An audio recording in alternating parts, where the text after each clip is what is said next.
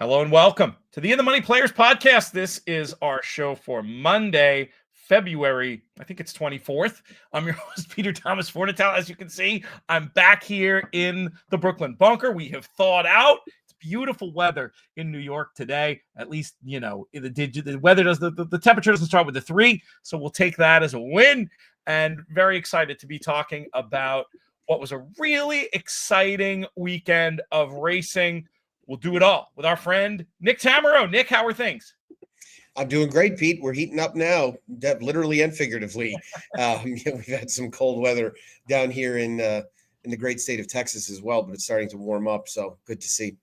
We'll start off in the desert, and we're going to go and talk about a race that was so much fun to watch on Saturday morning or early afternoon. Once in a while, a race comes along that just reminds you how great racing can be as a sport. Such was the case with this one, with the two international superstars locking horns in the stretch and eventually Forever Young prevailing over Romantic Warrior. I'll be honest, I didn't have a dime on this race. I bet some of the Michael Adolphson opinions a little bit earlier in the card with a little success, but this one I was just watching and I'm screaming as if I owned one of the beasts. I loved getting a chance to see this. How good is this form? Yeah, that was great, right? That was a lot of fun. And, I feel like Forever Young is kind of an adopted American horse now in a way. The Japanese might not like hearing that, but we've become awfully familiar with him, and he's kind of a roughly run stretch drive away from now being a Kentucky Derby and Saudi Cup winner. And he looked great on Saturday. I noticed after the race that Randy Moss, whose opinion I value tremendously, made a comment about James McDonald's ride. And I went back and watched the replay after watching it live. And, I think it's one where Randy may have been a little victimized by hyperbole. We all have that happen. And because I don't think I wanted to tell him, Randy, if you think that was the worst ride of the year, let me reacquaint you with some of the domestic rides we get on a daily basis. So I was going to say you didn't watch Aqueduct last week, but nothing against the riders that are braving the cold at Aqueduct. But, I get it. He moved a little wide, but I mean, that's splitting hairs a little bit. And I guess if you want to really make the argument that there was an error made, it was maybe dropping him over to the rail, but he kind of naturally went there. And, there's a huge intimidation factor to having a horse outside of another one, because in general, horses are not as comfortable down on the rail. Perhaps if they're trained that way or they've got certain jockeys that maybe like it a little bit more, they are more comfortable. But Forever Young was clearly more comfortable being outside. So, maybe if he waits a little bit more to try and really get clear of him. But I think that was the whole point, right, was to kind of snatch the race away from Forever Young and kind of outlast him. The other thing is Forever Young's really good. So those are not horses that are going to go down tamely. So I didn't think it was a bad ride, all things considered. And it ended up being a hell of a stretch drive, a race really befitting of the richest one in the world. It was so exciting. It was an interesting one from a tactical point of view. I was going to ask you about the ride specifically. I'm so frequently criticizing riders for being too passive, for unnecessarily turning races into sprints where it becomes a bit of a, you can cede your talent advantage when you let it become a real slugfest. I usually want them to break the race apart on dirt like that. So I didn't have an issue with the ride. I just felt like it, when you lose by that little, it's sort of like everything and nothing. You can talk about it from a lot of different perspectives, but I'm not sure that there's really anything to criticize. Would he do it differently if he had it to do again? Yeah, I guess, because that way didn't work that time.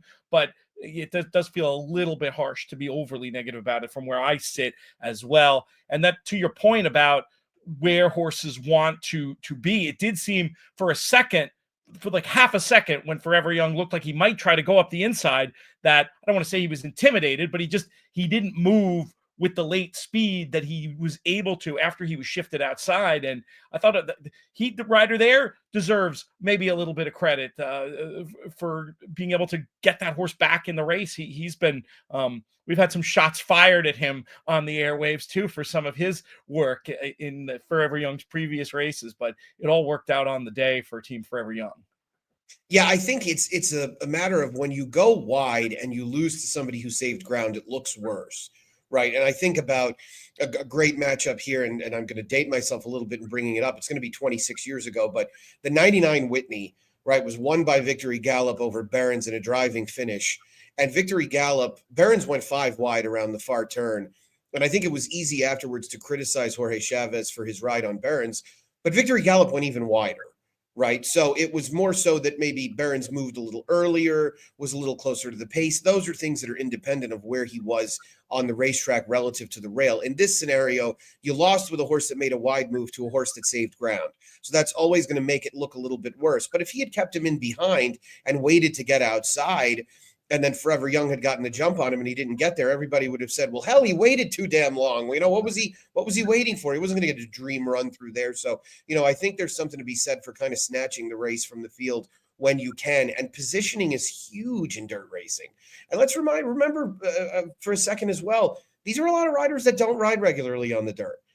So I think in a vacuum, if you're talking about this as a turf race, it probably looks a little bit worse because there is more to when you time your move up properly. Whereas here, I think a bold and ambitious move was attempting to be made by James McDonald, and I don't blame him for doing so. Romantic Warrior is outstanding and will obviously continue to perform at a high level. So I think he lost absolutely nothing in defeat. And Forever Young, if he's now on a long range collision course with another Breeders' Cup Classic try, he'll pack a mighty wallop come November. It sounds that way. And the other key point about ground loss and Romantic Warriors, they were making a very obvious, I thought, attempt to stay out of kickback for a turf horse making his dirt debut, which I can't question that for a second. So let's talk about how good these horses are going forward. And I'll ask it this way.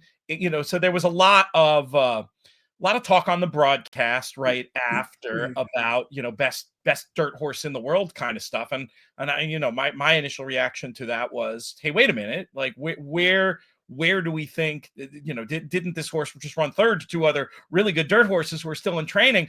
Where do you think Fierceness or Sierra Leone would have ended up in that race?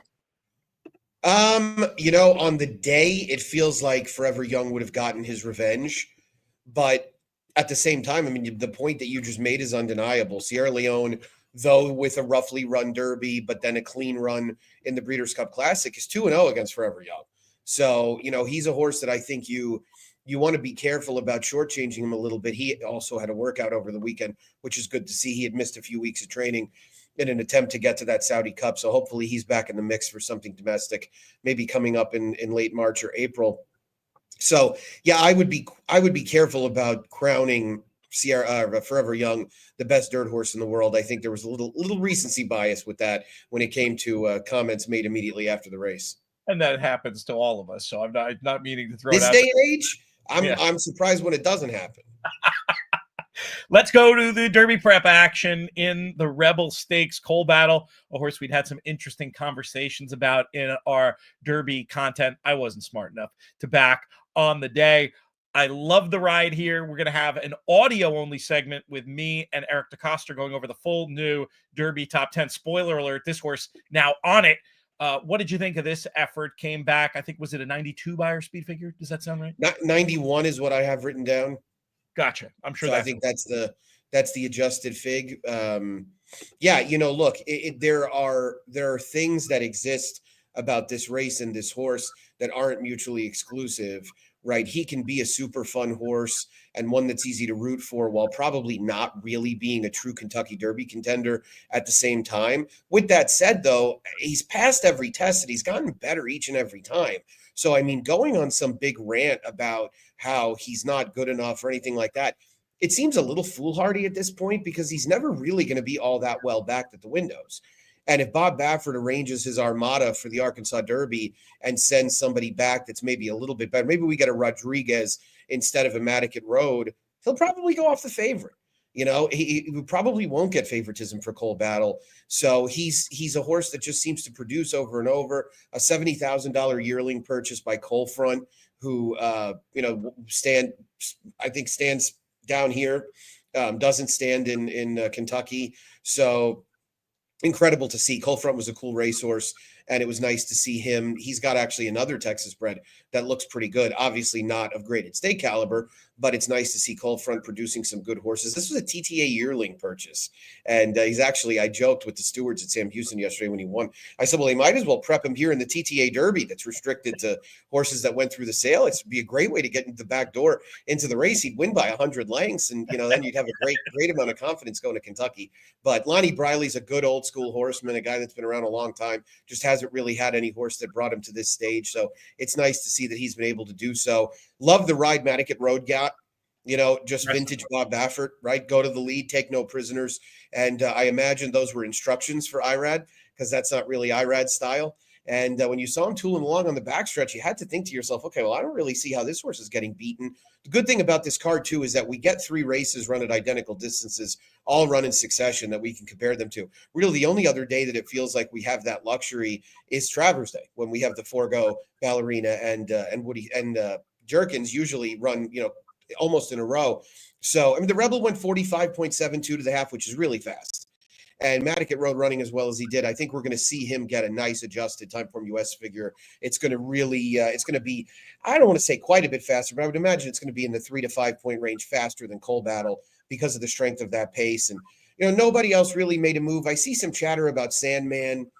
I wouldn't really I'd be selling Sandman at this point. I know his stock went down a little bit, but I'd still be, I need a horse with a little bit more positional speed. I need a horse that's going to rally a little bit more, especially with that kind of setup in front of him. So I still think the second place horse is solid. And I think the winner is fun. And I look forward to him trying another really big engagement in the future. Later in the show, if you're listening on audio, you'll hear Eric make a case that Hypnus ran a better than it looked race. When you put everything in the hopper of this horse's profile, he's expecting a significant step forward. He kind of talked me into it. So I was curious what you thought of Hypnus, or if you had any others from further back in the field who you liked here potentially going forward. Yeah, I would have to watch closer to Hypnus's trip. I know he did get in a little traffic in what seemed like crunch time. The fact of the matter is that from a pace perspective, Matticat Road just torched everyone that was anywhere near him early. And, generally you'd love to find a horse that maybe was a little closer than they should have been, that still had a little bit of finish. And you know who that horse is? Coal Battle. Right.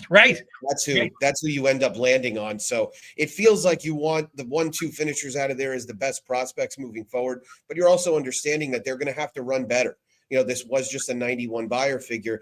To put things in perspective, I remind people all the time, Gunrunner got a 91 buyer when he won the Risen Star. So, he wasn't really Gunrunner at 3 that he was at 4, but these horses can take big steps forward. And it's nice to see Coal Battle doing that, seemingly race in and race out. And it was undoubtedly a good bounce back for Matticat Road as well. He was coming back in 22 days off of a 3rd place finish behind his 2 stablemates. So it was a good showing by those two. Everybody else, I think I'd probably have to be talked into a little bit. That makes sense to me. And I think you make good points about the flow. Just want to shout out, I'll do this again later if you're listening when I talk to Eric. I want to shout out the ride by Vargas on the winner, because it's not easy. That's a case where being down on the inside could have gotten that horse either cooked or totally out of position. But Right. he did that classic thing of being able to, as Richie Migliore always says on the Fox shows, getting position going forward, then settling, and then making just a beautifully timed move to run down a horse who did for a minute, especially if you weren't looking at the clock, looked like he was going to be gone with the wind, as it were. So good stuff in the Rebel. Much more on that later on the audio side from me and Eric. Let's talk about the other stakes on Sunday from Oaklawn, going next to the Razorback, where you had 3 horses on the wire here running 102 buyer speed figures. Alexander Helios getting the job done. What an absolute shark tank of a grade 3, right? This field was really robust top to bottom, and it ended up being a race that was dominated by the front runners, which isn't all that shocking going back and looking at it. It was a race that looked like it probably lacked a ton of confirmed speed, but it was nearly a wire job for Banishing, who's a horse that looked very promising earlier in his career and had kind of lost his way. And it's funny, I liked him and I picked him actually on Travers Day, which is now the only bad race he's run for David Jacobson.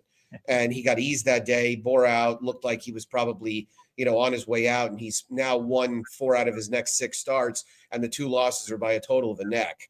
So he's come into his own very nicely. He's really been redeveloped as a front runner. And Flavian Pratt rode him with a lot of confidence. He ran very well to be second, got a 102 buyer. The winner got a 102. So did First Mission. I guess I was a little down on First Mission's effort when I watched the race live, but going back and looking at the replay, looking at the charts, he probably ran a little better than I want to give him credit for. I saw some chatter about there maybe being an inside bias on this card. I didn't really see it. There were some big performances on the inside. I think we're going to mention a couple of them coming up, but it didn't look to me like horses outside were really at a big disadvantage. So I thought all in all, those three, all looked pretty solid. We'll see how they sort themselves out, maybe going forward in a race like the Oaklawn Handicap, where I'd imagine we'll see some of them surface. There are obviously more options as time goes by. You've got the Ben Ally crammed in there and the New Orleans Handicap coming up in a few weeks, as well as the Ali Sheba that all happen within a 6-week window. So we'll see these horses maybe spread out a little bit. And there were more than enough in there for them to spread out. It'd be fun to see them reoppose, of course, too. We'll see how it all works out. Usually with the calendar scheduled like that, we might not get to see the rematch as soon as we would like. Yeah, First Mission, you can also give the excuse of first race off the layoff. And, even though those were grade 1 efforts that were a little bit disappointing late last year, it's just nice to see him at 5 looking as good or nearly as good as ever. I guess nothing's better than the Ali Sheba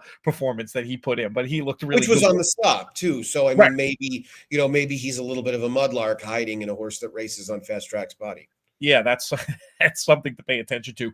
Banishing, yeah, the race at Saratoga, that was an equipment issue. Larry Roman, very proud of this horse, member of the extended in the money family. And he'd been saying all the time that this horse really wanted to go long, and I think he's been justified in that opinion with a really nice run from Banishing. Unlucky for our pal there not to get the win, but I think he'll be thrilled just that he has such an exciting prospect at this kind of a level. Yeah, grade 3, but these are numbers that would play in a grade 2, if not higher. Let's talk about the other big stake race on our agenda on this card, Kentucky Oaks implications in the Honeybee, and it's Quiet Side who gets the job done. Let's start with the winner.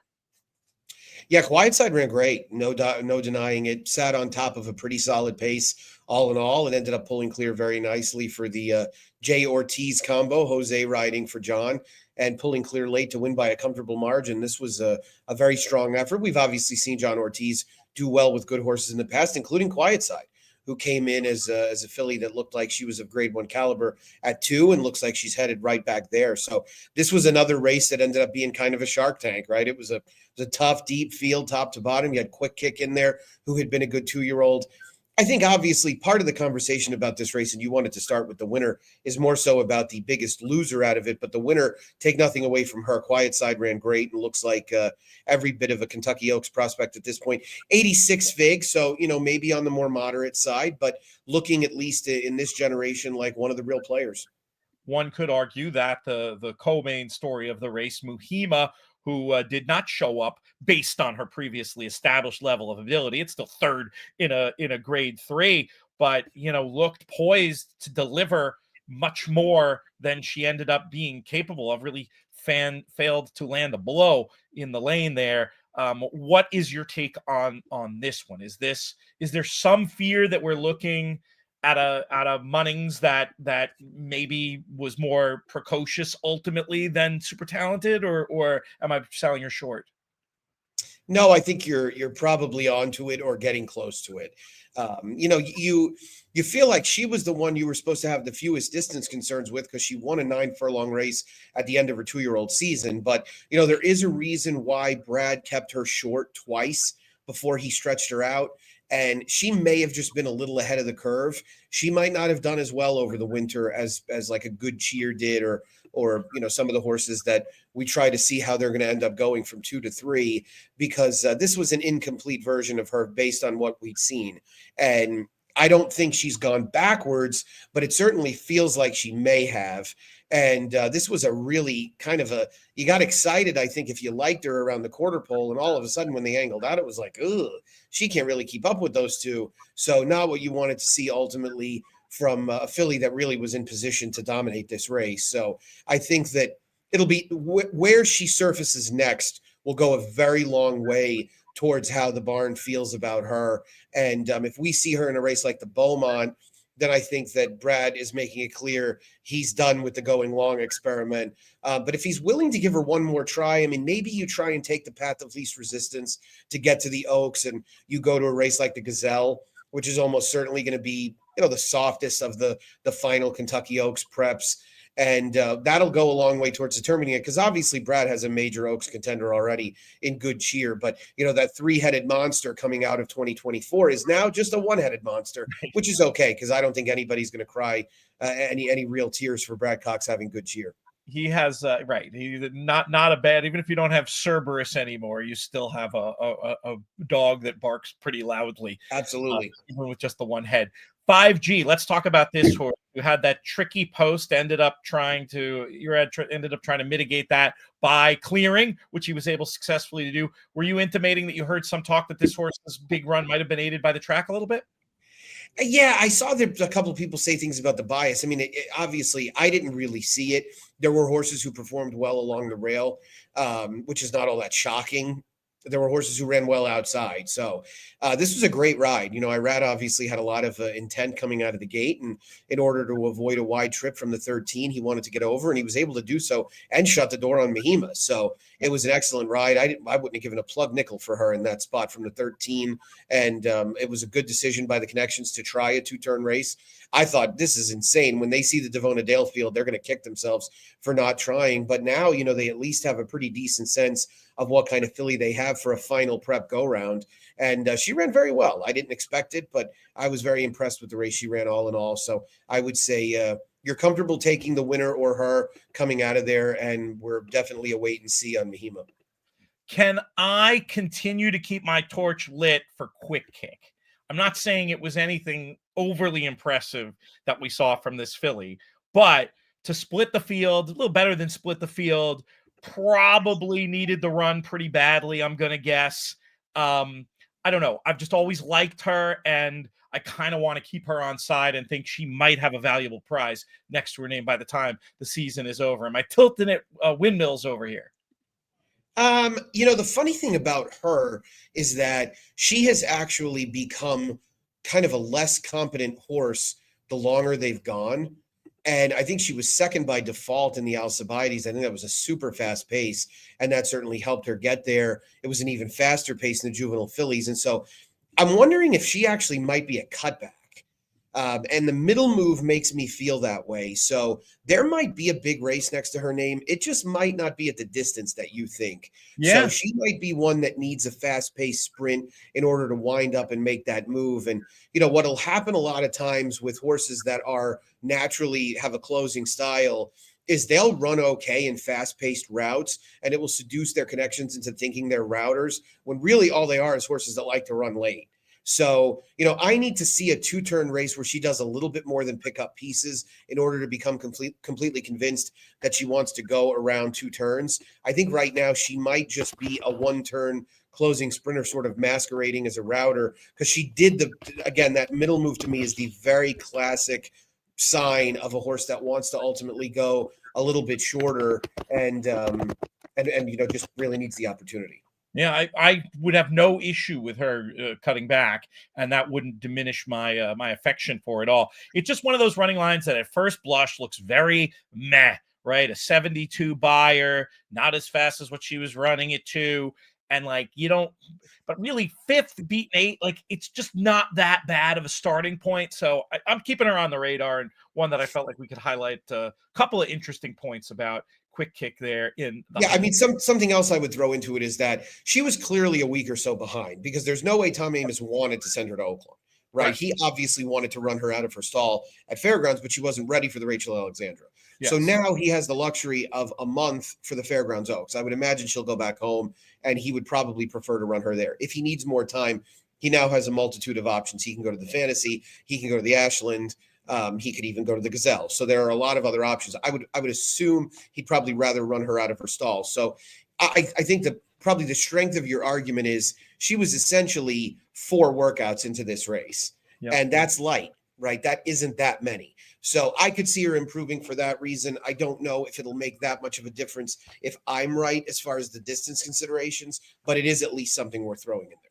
Let's talk about some of our sponsors' races over the weekend, starting at Gulfstream Park. We'll go to the Gulfstream Park Sprint Stakes, where Super Chow showed a new dimension. This horse we're used to seeing out on the front, stalking and pouncing to victory under Ruiz and earning a nice Beyer speed figure of 97. Yeah, a horse that obviously had shown flashes of serious sprint ability, won the Tom Fool last year en route to a try in the Carter. And this race was changed, obviously, when Nakatomi was scratched. And I had a feeling that was going to happen when I saw Junior Alvarado named on him while Gaffalione was at Gulfstream. And I don't, Wesley was looking for some kind of prep in advance of the Golden Shaheen. Is that my understanding? So, and where is he going to run him? Tampa? Is that what I saw right? Or he's running out of options, so that's they do have a spot for him, so that would make plenty of sense. Yeah, I guess we'll see. But no, nice to see Super Chow get back to his winning ways, and a horse that has always been plenty fast. And when he's on his game, he's very good. Let's turn our gaze out to the West Coast. Quiet weekends at Gulfstream and Santa Anita, because there's so much big stuff happening coming up this weekend, including the ultimate betting challenge. You can play at Gulfstream, you can play at Santa Anita, you can play online at expressbet.com, and you can win your way into that one too this week if you're so inclined. expressbet.com/tournaments. Featured race on Saturday was the Wishing Well, won by Queen Maxima. Looks like a pretty versatile turf sprinter, can win a number of configurations. No real surprises here at just 1-5, but the race did come back all right on the clock for this division with a 91. Did you get involved in? I'll ask it totally differently than I usually do. Did you get involved in this race as a player, or did you sit it out? I did, and I sat it out. I'll tell you what, she's gotten good very quickly, and credit to the connections for finding what she does best and really honing in on it. A lot of times these horses can get vulnerable first time off Lasix, but no issue shown here. She was very good, and yeah, wins kind of the most important race on an otherwise relatively light slate in advance of and anything but light slate coming up this weekend. We have an unscheduled special guest. Whoa. He has an echo, and it's terrible. But JK making an appearance. We're going to be doing a separate video about this top 10. You can find that on the In the Money Media YouTube channel. Say hi. Boy, I'm jealous that I didn't get a Derby top 10. Boy, let me tell you. Yeah, it's all this free time I've got this time of year. I'd probably slap together a top 10 in 30 seconds or so. I gotta. You know what? You should watch the video, because I have a pretty strong opinion that no one in our top 5 is going to win the Kentucky Derby. Interesting. Well, we'll let you and Eric knock heads. Then spots 1 through 5 would seem ideal for them, right? It's all right, good stuff. JK, I will send you a link to the other video production meeting at the end of the show. And if you're listening on audio, stay tuned. We'll be back right after this.